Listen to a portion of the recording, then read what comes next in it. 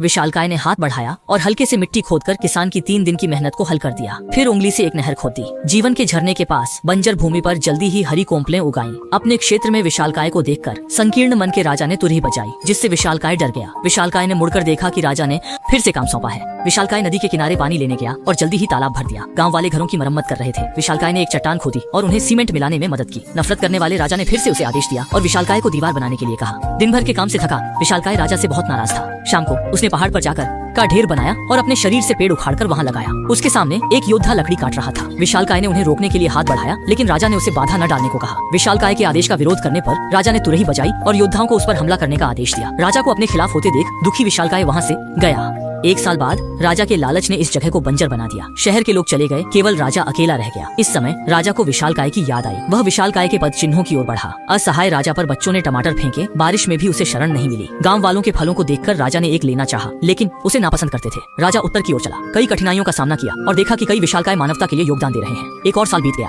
राजा भिखारी बन गया। जब वह हार मानने वाला था, उसने पुराने विशालकाय को देखा। राजा विशालकाय के सामने आया और उससे माफी मांगी। विशालकाय को अभी भी गुस्से में देखकर राजा ने अपनी प्रतिष्ठा छोड़ दी और प्रणाम किया। राजा की जागरूकता ने विशालकाय को उसे फिर से स्वीकार करने के लिए प्रेरित किया। वे अपने देश लौट आए। इस बार राजा और विशालकाय मिलकर अपने घर की रक्षा करेंगे।